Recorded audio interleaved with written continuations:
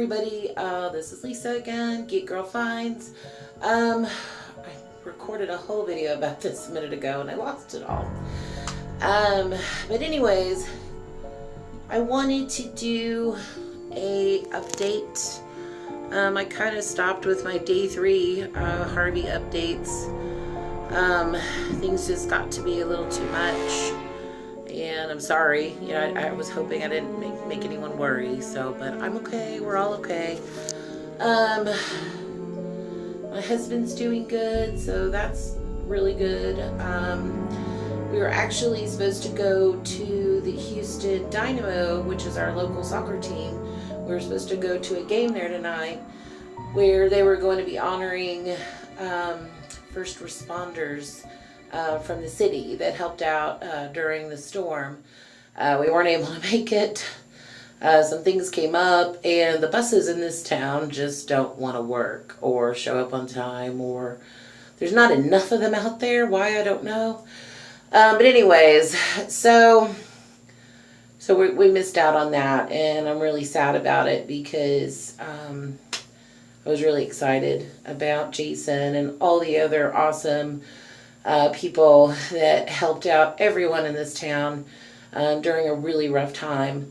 So anyways, that's kind of where we're at with that. Houston, we're on the mend. It's a work in progress every day. As I mentioned, our traffic is insane. There's still, freeways are starting to open. I mean, not all of them are open. I mean, they're open, but there's certain parts that are still underwater.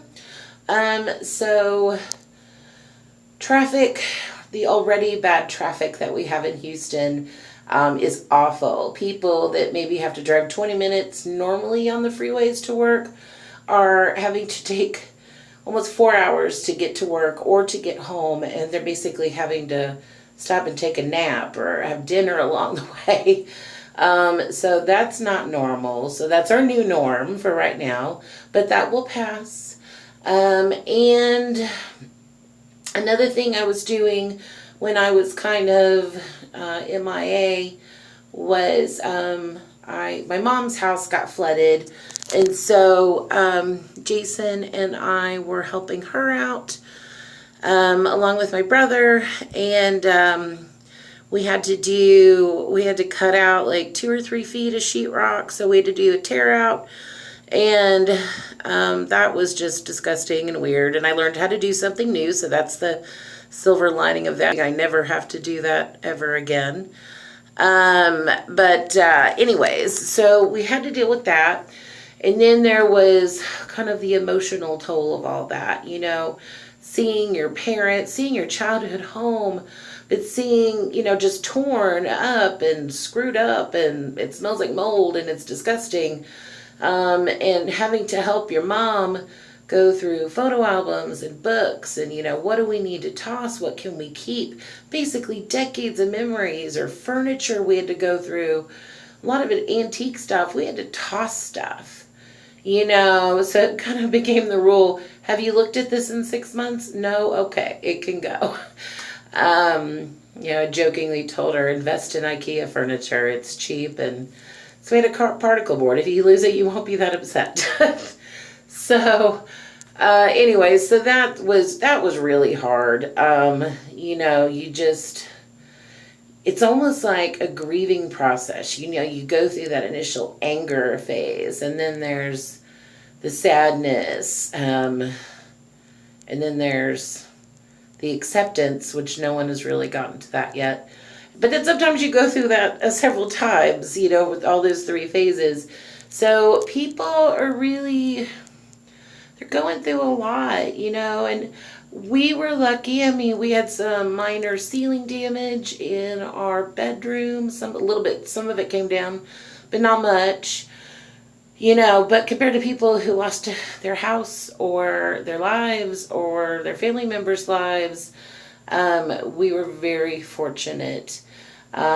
Does that mean that we still, like, we're just running around like, oh, we're okay? No, we're not okay.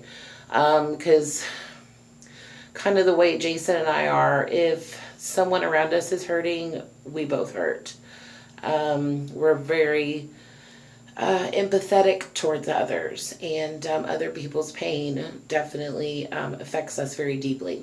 So dealing with that and just driving around your town and seeing it not the same, it's hard. So normal is it's our new normal. We'll create another new normal, and we'll move on as we do. School's back in session for most kids. Some schools were so badly damaged they will not be reopening. So a lot of families are having to deal, their kids that went to school with a certain group of kids, the kids are being split and being sent to other schools. So that's, you got kids already dealing with so much scary stuff, and then they're not going to be going back to anything normal for them. They have to adjust to a new normal. So everyone is adjusting.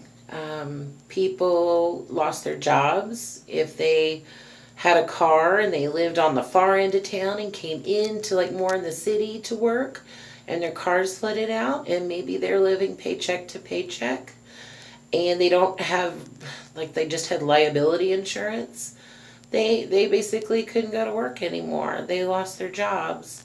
So there's just a lot of factors, that goes into a lot of people. There was a lot of shit talking online, why didn't these people get out of town? They knew this storm was coming.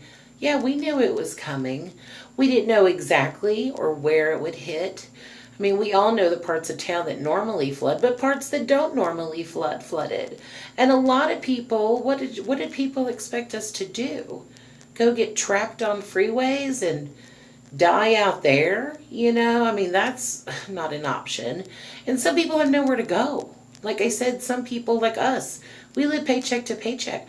We would not be able to afford eating out, or a hotel room, much less even for one night. Because trust me, price gouging is happening, and it's a real thing. So no, it's not always an option. Luckily we were able to stay, and luckily we're one of the few lucky people. So, a lot of people have really politicized this whole event. It pisses me off, and some people are just like, oh, those people down in Texas, they're stupid, they should have left. Normally we can stay in a storm, honestly. But, these storms are changing. And, right now, as I record this, there's 3 hurricanes. 2 in the Atlantic and 1 hanging out in the Gulf. And when have you ever in your life, recorded history that I know of, correct me if I'm wrong, had 3 hurricanes swirling around out there at the same time? So global warming, in my opinion, is a thing. And I'm not trying to make a political statement about that. I'm trying to make a statement as a human being that lives on this earth. And I've read enough studies and seen the effects of what happens when you screw with Mother Nature. And we've been screwing with it pretty hard for a long time. I know it's not popular for big business because they want to be able to pollute like crazy, because it helps their bottom line. But yeah, this is what happens in my opinion. But anyways, so now I'm very concerned. Some of my followers and friends of mine on all the different social media platforms live in Florida, or Alabama, and or the Carolinas, and these guys are under the gun from Hurricane Irma, and I'm really concerned about them because I know what it feels like to be so scared and really helpless. And they're facing the same kind of dilemma too. Do I leave my home and do I sit in traffic and risk dying out there, which to me that just seems like a horrible death. So one of my friends, Jamie, her and her husband, they're able, I think I'm correct, I think they were able to stay where they live in Florida. They just went to another friend's house. It's a better situation. It's a better structure. And it should be safer for them than the house where they normally are. So, you know, you really, in times like this, you gotta get creative and think, where can I go? Does someone have a brick home? Is it maybe higher up? Are there less trees to fall on it? Whatever the situation is. So I'm really happy for those people. And some of my social media friends, they've been able to get out. But a few of them, they were able to get out, but now where they got out to is under the gun as well. So Florida is a funny state. It's just a strip of land that juts out into the water like a leg. You know, you really can't go far east or west. You can only go up. So it's terrifying for these people, you know, because you don't want to get trapped. So, you know, I can throw out tips all day on how to survive this thing and, you know, what to buy, but, you know, we're all online. We all know those things. I'm not going to rehash all that. That'll be a video maybe for next hurricane season, just to remind people. But my heart goes out to all my other friends out there right now, and anyone else who watches my channel who could be in danger right now. And I really, my thoughts are with you. I'm not a big praying person, but my positive thoughts and big hugs go out to you guys. And I really just, please stay safe. Don't do anything stupid. Most of y'all are pretty level-headed, so I don't think you would. But just look after you and your family and just do the best you can. And to those who are not in the affected areas, if you're able to, because these things will go through quickly and it's going to leave a lot of damage. So as soon as it's safe, you know, be able to get to those people and help them out however you can, or donate or anything. People were so great to us here in Houston. I know a lot of us have been telling people, don't send any more clothes.